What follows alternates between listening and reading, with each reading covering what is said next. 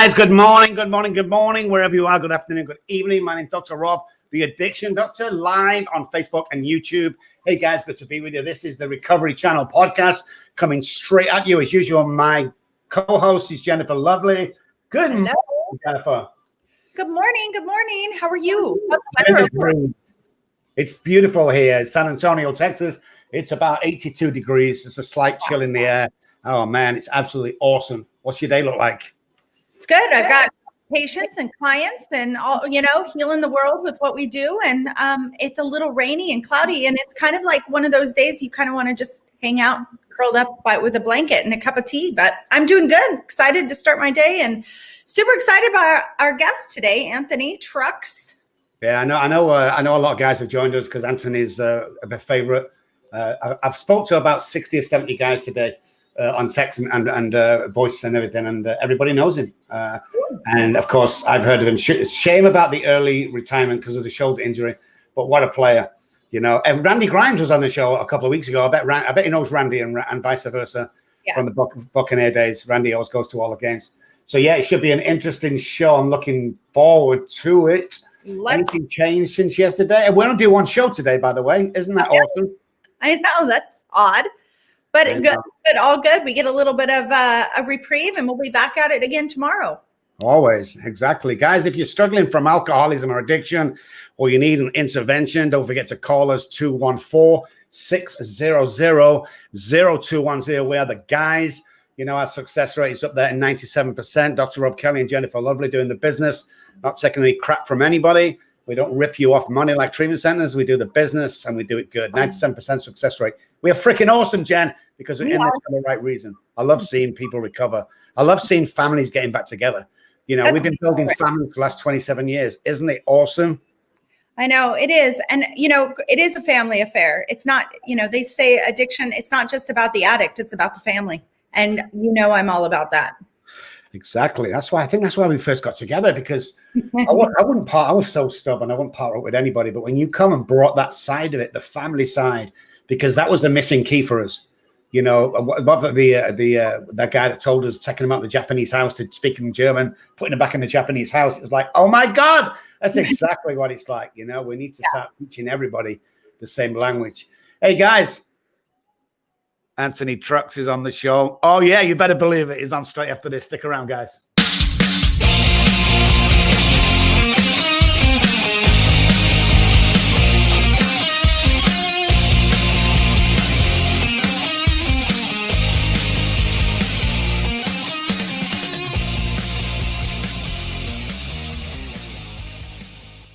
Hey guys, welcome back. This is the Recovery Channel podcast. My name is Dr. Rob Kelly, the Addiction Doctor, along with Jennifer Lovely. And joining us today, ex-former NFL linebacker. We're talking Redskins, we're talking Tampa Bay, and we're talking Pittsburgh Steelers. Man, what a player. Anthony Trucks is on the show. Hey, Anthony, welcome. Good to see you, man. I'm excited. You got the energy to wake everybody up in the morning. You're the right man. Let's go. Do it. I remember I was doing some work for the Cowboys, and I can't tell who he was working with, but I'd go in the locker room downstairs, and I'd be all go. And even some of the guys are like, Rob, do me a favor, just calm down, will you? It's like 8 o'clock in the morning. We've not had our coffee. I'd be like, come on, let's go. Let's do this business. Like, like, you got to do it, though. We have those days. We just do them 16 times a year. Outside of that, we just chill out, man. I love it. Well, Anthony, it's so great to have you. I'm the one that is just gonna dive right deep into the heart of who you are. Yeah. And especially since you are in the world of coaching and supporting people in the world and making people better. Can you share with me 5 events that shaped your life? Oh, 5 events. Yeah, let's go. So first one was my mom gave me away at 3 years old in a foster care system. So that was really big because obviously I started my life, we'll call it behind the ball. And I went through a lot of craziness, just like being, abused and tortured and beaten, man, some really heinous stuff as a kid. Second event was, I think when I was adopted at 14, finally, after 11 years in the system, an all white family, really poor. So like, that was the first time I knew, 14, I knew the place I woke up, I get to go to bed tonight. It's the first time I knew that for sure in all my conscious life. So that's 2. Third, I would say was when I had I'd say I get a college scholarship. I beat the odds, got a college scholarship, and went into the next level of life when like I shouldn't have statistically been a foster kid. I met my dad at 21, had my son at 20. I don't know if it was a pivotal. They're both pivotal, but there was more. NFL was great. I'll say that's one good moment. And then outside of that, it was when I lost everything. Let's say my wife cheated on me. She had an affair, man. My whole marriage blew up and fell apart. I wasn't a present father. My business that I'd opened up as a gym business because my degrees in kinesiology fell apart. At one point I drove off. I was like, I don't want to be here. Because if this is life after football, like I don't want any of this. Like after 3 years in the league, I'd lost my career. Like life sucked. And then the next pivotal moment was my mom passed away in 2014. And it opened up my eyes to like, maybe there's something special I can give to the world from all this crazy. And that was the pathway to leading to where I do what I do now. That's crazy. All that trauma going on. All that trauma going on. You know, the foster care. Most people we speak to that go through foster care system carry the trauma that goes with that. And then you get adopted into an all-white family that, again, from your website, is living in poverty. You know, God bless them for adopting you. And then you beat all that to go to college and then to become an NFL player. Talk to me really about getting that scholarship. I mean, what was that like? That must have been a huge part of your life. It was very weird because seriously, when I say poor, I mean, like when I was a kid, I used to get made fun of because I would go to shirts that were like go to school with shirts that were so wrinkled you couldn't see the logo on it. Like we were like Goodwill shopping and getting donations. We didn't have much. So going to college, my mom was seriously said, if you don't get a scholarship, I'm not paying for college. We can't pay for college. And so I fought tooth and nail to get academically eligible because we weren't a family of like, I'm one of six, and my mom and dad both, like they weren't, college people. They were just, barely get through school, GED. So it wasn't part of the norm of my family to go to school. So not only did I beat the academic odds, I beat the odds of foster care, but I also beat the odds of, sports. Because most athletes you don't get a college scholarship to a Division I school like Oregon that I went to off of just a whim. And so it was a really powerful moment that I don't think I realized in the moment how life transitioning it was, because it was a catalyst to so many more things in my life, just the exposure to different brains, different minds, different level of professionalism. But yeah, that was an incredible feat, man. And I'm blessed that I got to take part in it. You are. And gosh, it's a lot. It's a lot to unpack here, Anthony. So I'm glad I opened the question with what I did, but I'm really curious.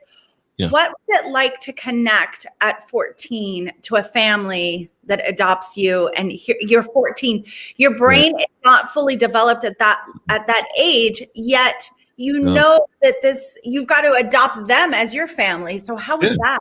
Yeah, I think Erik Erikson has the psychosocial stages, and that's one of the ones prior to the role versus identity.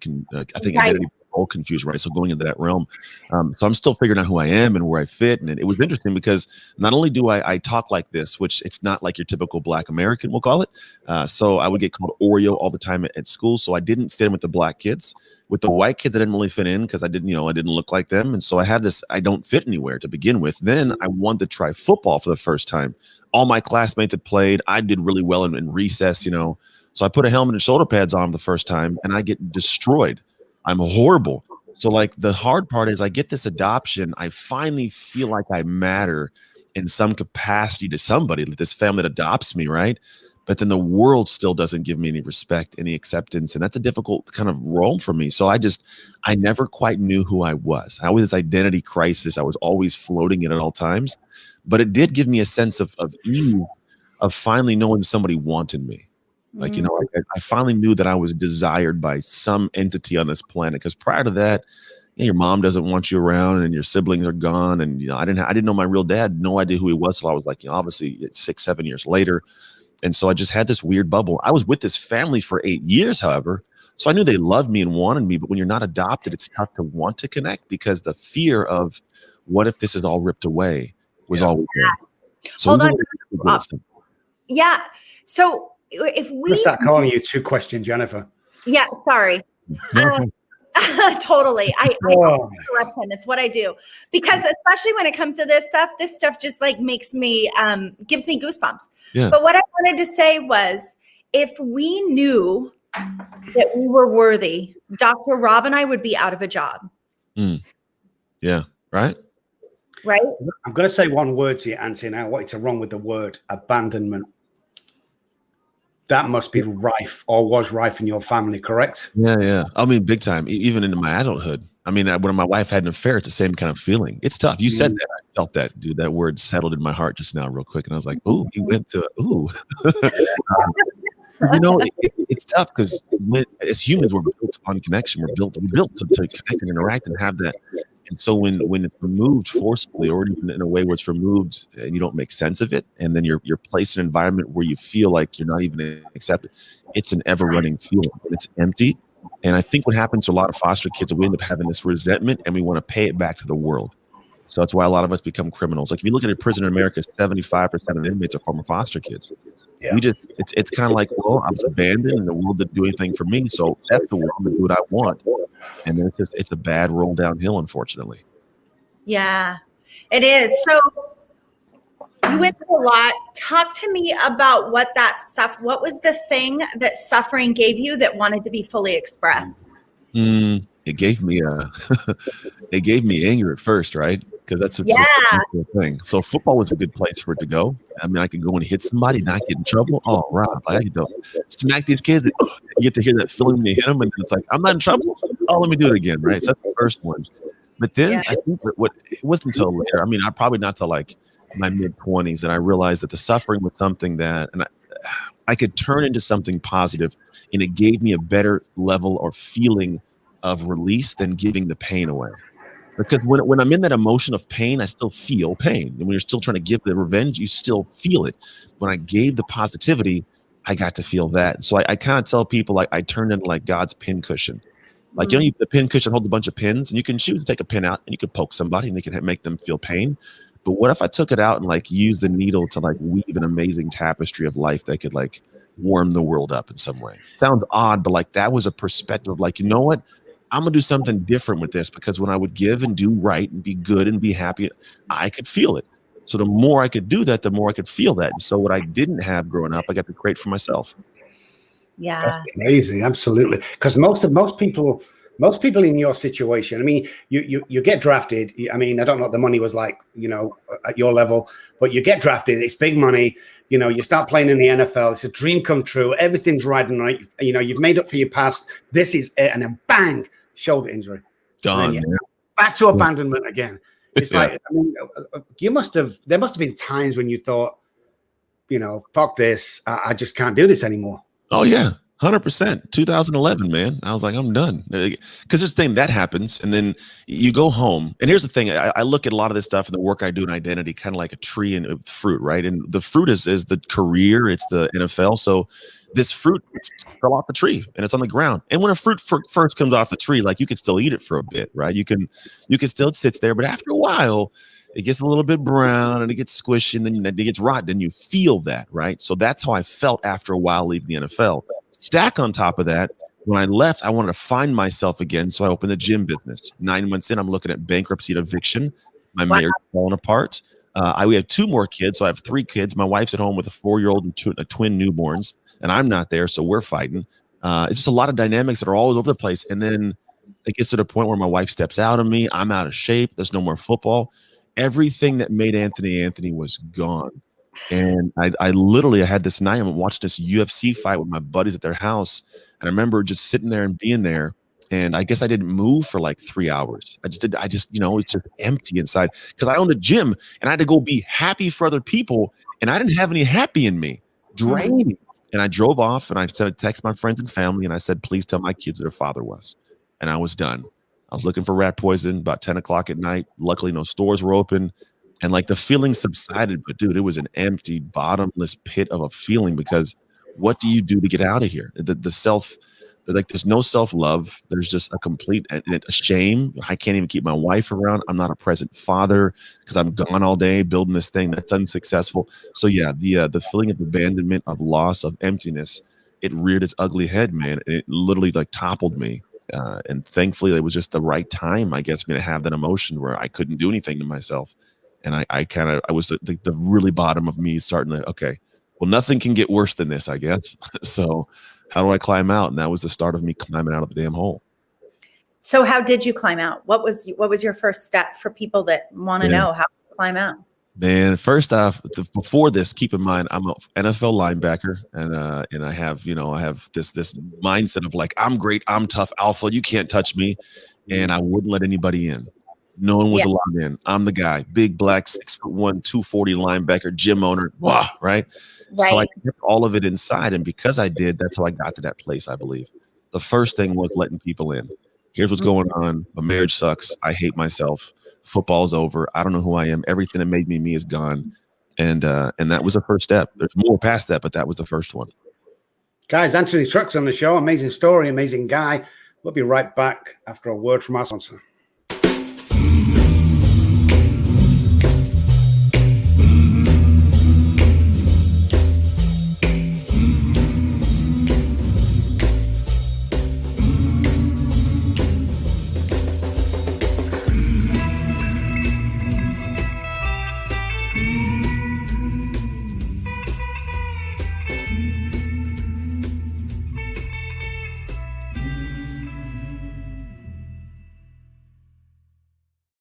Hey guys, welcome back. This is a Recovery Channel podcast.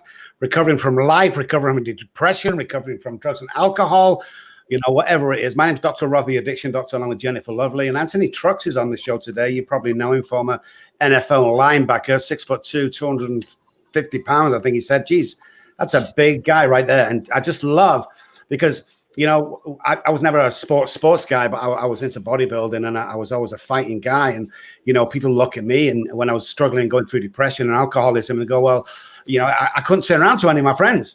The other big guys that I was working the door with, and something, I don't feel too good today. I think I've got a little bit of fear going on. They would beat the crap out of me and go, are you kidding me?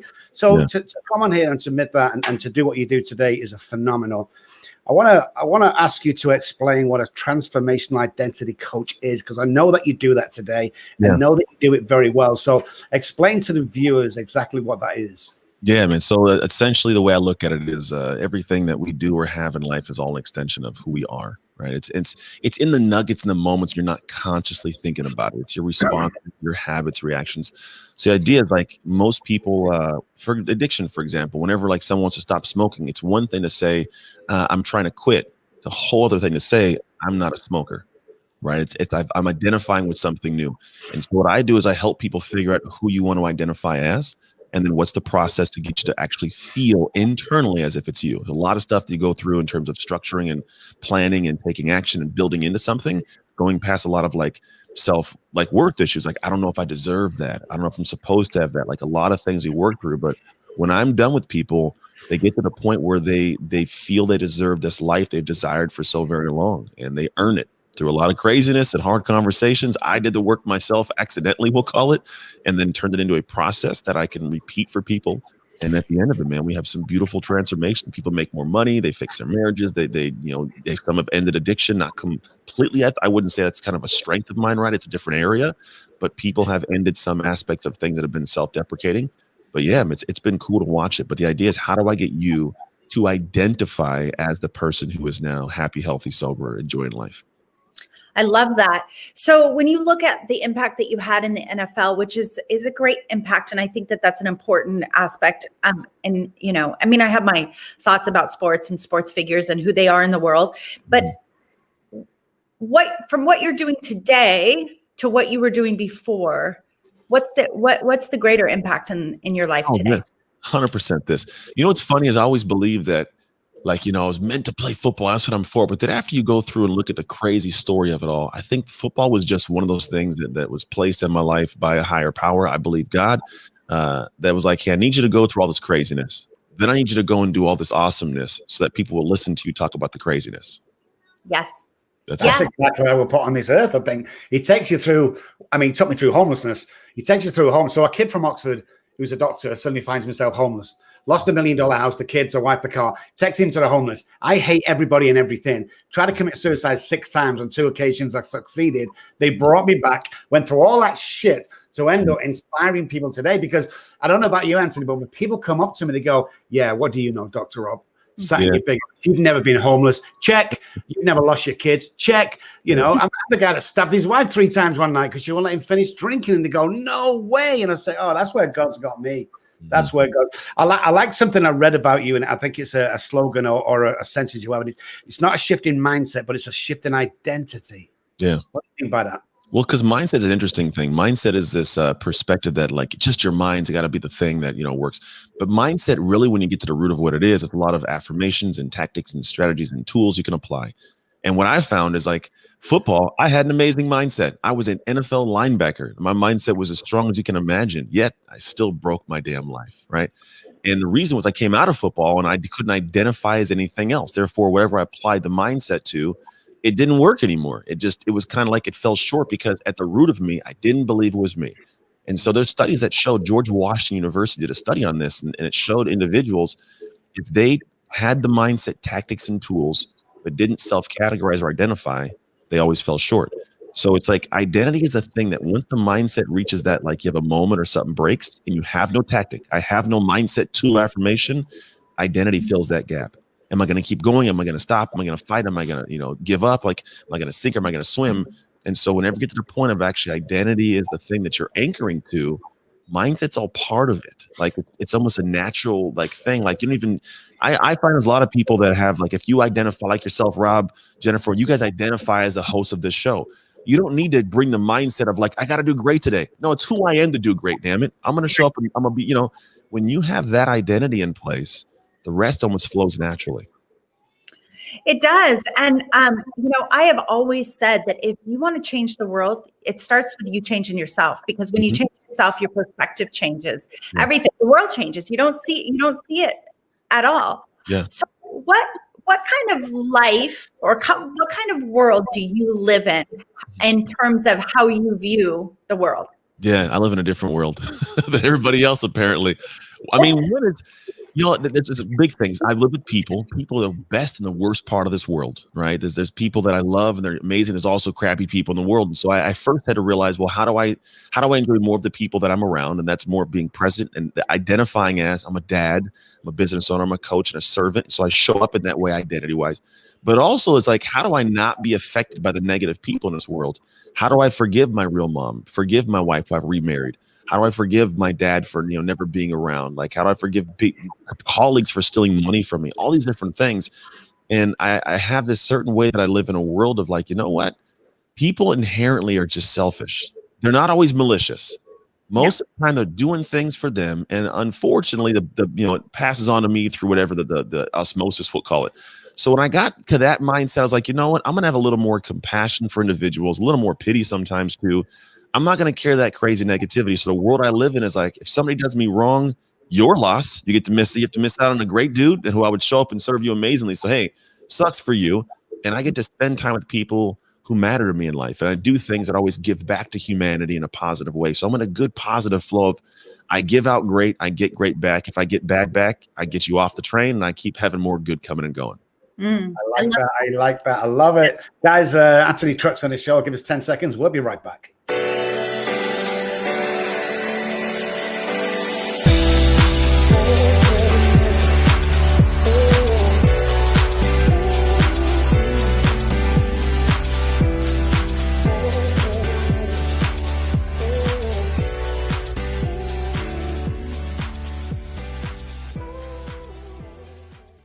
Hey guys, welcome back. This is Recovery Channel podcast. If you just joined the show, we have Anthony Trucks on, former NFL linebacker. My name's Dr. Rob, the addiction doctor, along with Jennifer Lovely.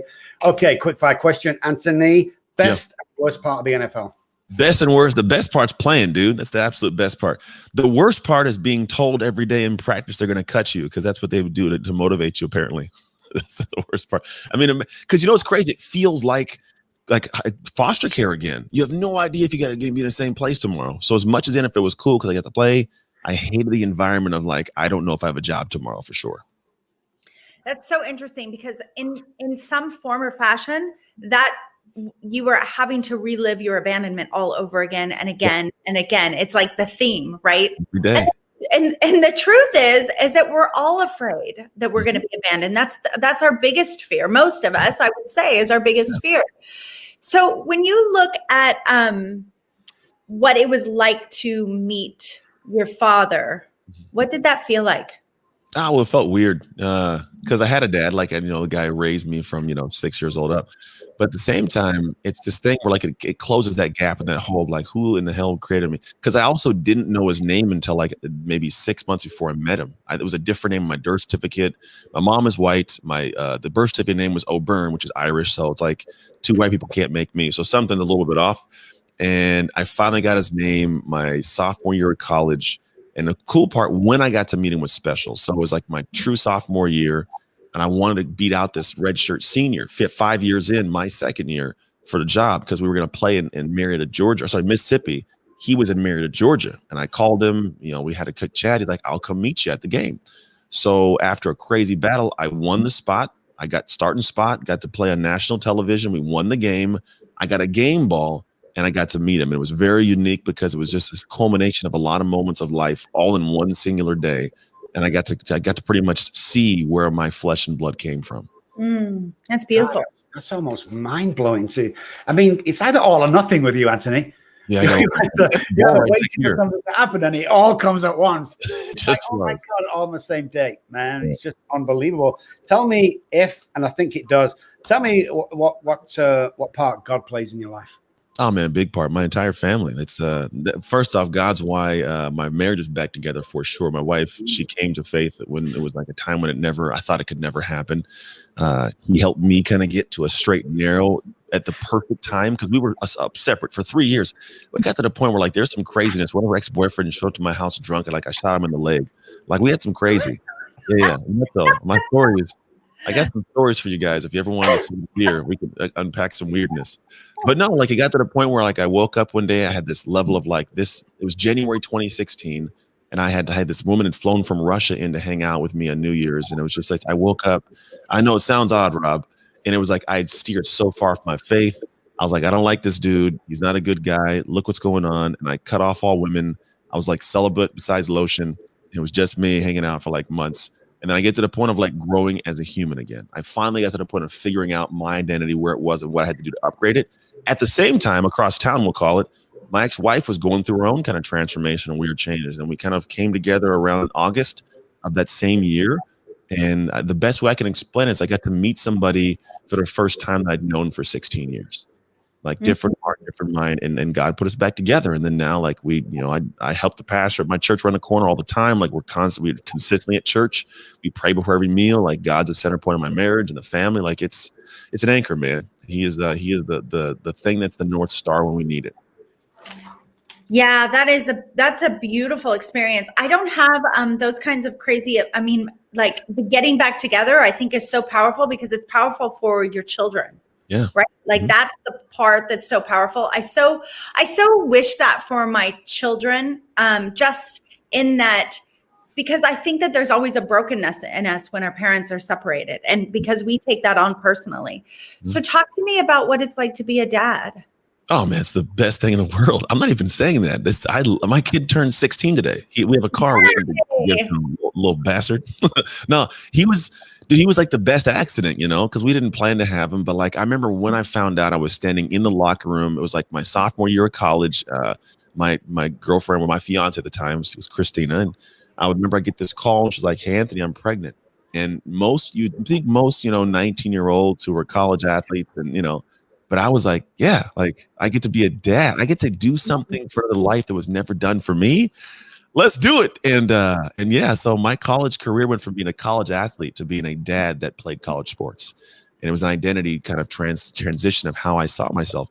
I have always and forever been a present father. Like my kids have always, besides like doing the business stuff, I've never been a guy that's not around, not loving, not sharing, but it anchors me. I mean, one of my kids, I want to punch him in the throat all the time, but like I love the dude. And my daughter, she's aloof and she's hilarious. And my oldest is just, he won't eat peanut butter or tapioca or applesauce because of the texture, and he only wears black shoes. They're all hella weird, but I love that they're my blood. I love that I wake up in the home with them, and it drives me to want to create something where when I leave this planet or they go anywhere in the world, someone could go like, "Oh, your dad's Anthony Trucks." Like, "Oh, great guy." The scariest thing in the world for me would be for my kids to ever have somebody go, "Oh, you didn't know this about him."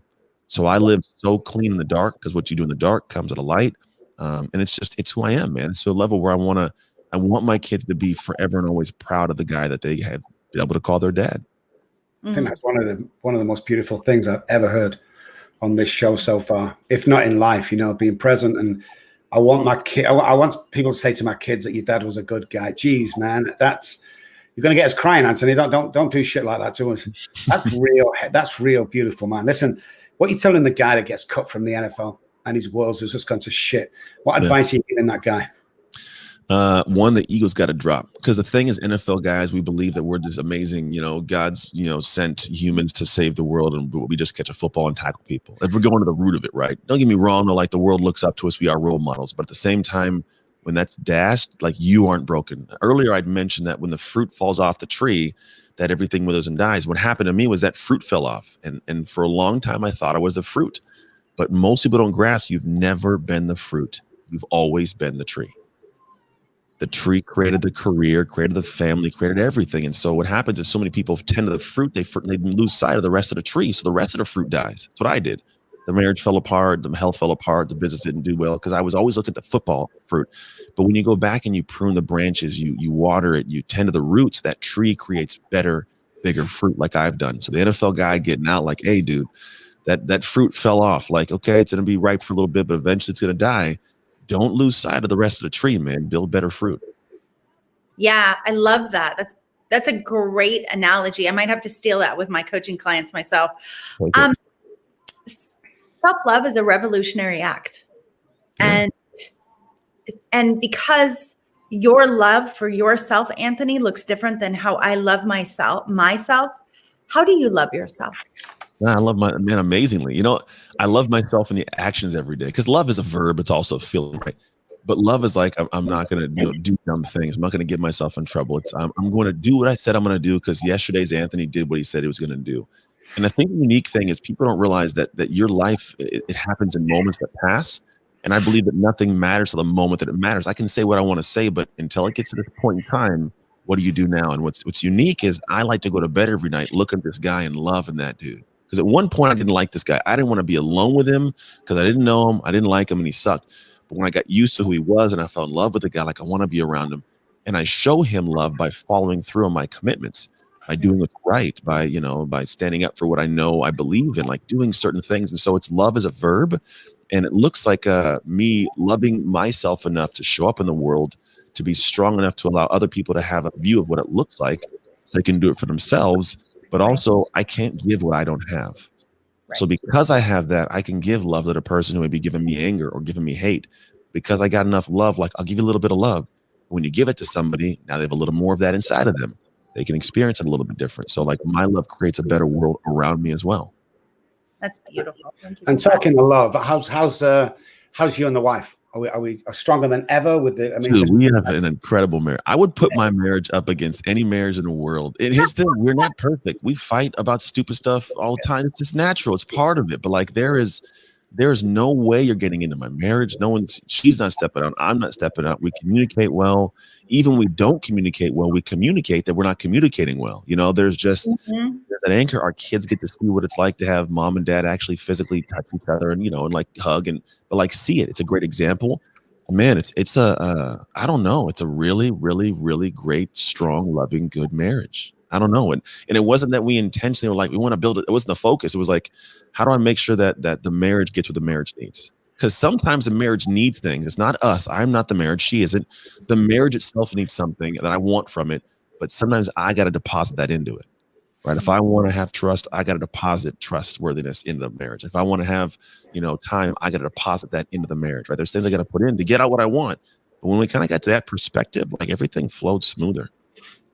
Yeah, because the marriage itself is a living, breathing entity on its own, and you have to feed it. Yeah, mm-hmm. I love that. So, talk to me about what kind of client. Who do you work with? Not names, but who do you? Oh yeah. I do well with a person who is off the couch and they want to get somewhere. The person who feels stuck and stagnant and stalled, but they have ambitions, they got desires, or the person who's had some success, but they feel like they're stuck in some position. Because the reality is, like most people, we're really good at we'll say like, I'm not perfect, but when you sit with them, like they'll tell you all the reasons they are. It's like, dude, really, So when you Yeah. sit down, like a lot of it is me uncovering the invisible chain that have been keeping them stuck and why they're where they're at, then opening their perspective of there's room to get better, to level up, what that looks like, and who you need to be to get there. Because who you need to be ties into the actions you have to have, the habits you have to have, the reactions, the drivers. It all ties back. But until I see that next tier, and you have to see it, then you can oh, let me go to that, right? But that's the person, man. Ambitious, dream-driven, but feels kind of stuck, stalled, or stagnant. Guys, Anthony Trucks is on the show. We'll be back with 2 more questions before we have to go. We'll stick around. We're back in 10 seconds.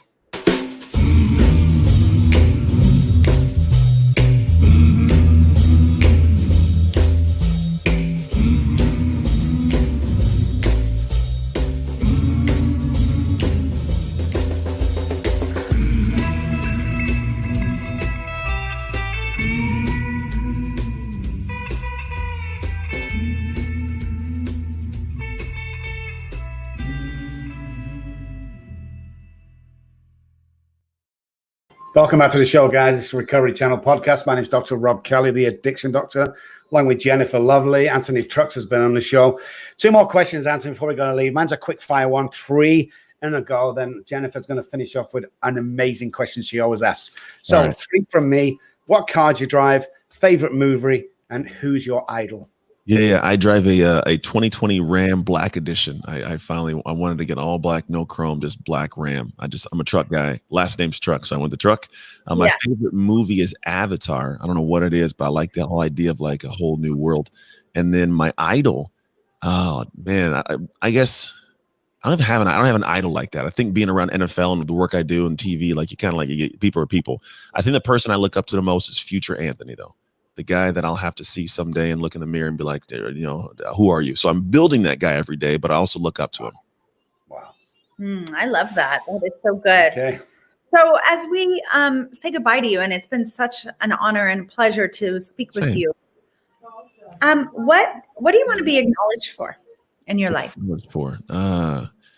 That's legacy type stuff. I hear that as what's your legacy, right? And I don't know if I could make it one singular thing. I call myself the Swiss Army knife of my family. I can do a whole bunch of weird, random. I'll seriously go outside and fix your car, build the fence, build a website, put the computer together. It's weird. And I think growing up poor, you have to figure out how to do stuff. So I think legacy wise, it's not so much that I want to be acknowledged for one thing, but I want to have an amazingly huge funeral. I want to impact people's lives past, information for their business and stuff where they go, man, that was a good human. I want to go see that guy off. I won't be there. If I am, it'll be funny. But I just want to have this thing where people come and they celebrate the craziness that I did for the world in some positive way. And so whatever that looks like, acknowledgement wise, I think it'll be different for everybody because the way I interact with everybody and what I do for their lives is vastly different. But that's just me being a Swiss Army knife. Well, what I would like to acknowledge you is immediately my heart recognized you. From a spiritual place. And what I can see in that is that I think that most people have that. You have that impact on their life, that their heart recognizes your heart. You're open and your heart has so much strength and openness.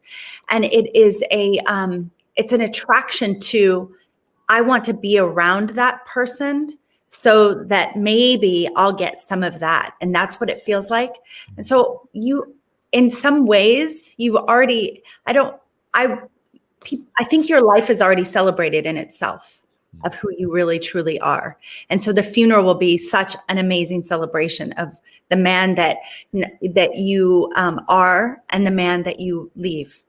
Thank you for being that. And we'll be there. Yeah, come hang out. From the research you've done, and obviously, I love watching NFL. I love all about it. But more than that, much more than that, I want to thank you for the person you are today, because there's so many people look up to you. And, we've been in the presence of the biggest players in the world, film stars in the world. That's who we work with. The being humble, yet strong, positive, yet tender is a very, very rare, And I just want to say, man, I'm looking up to you, man. You're one of the guys.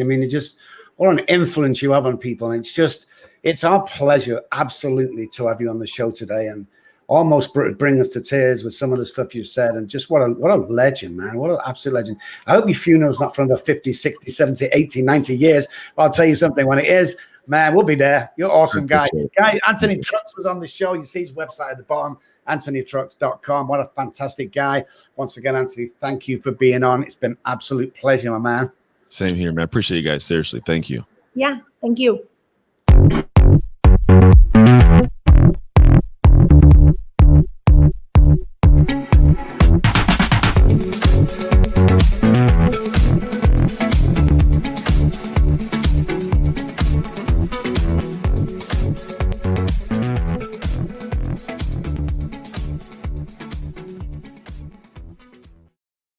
Hey guys, welcome back to the end of the show. This is the Recovery Channel podcast.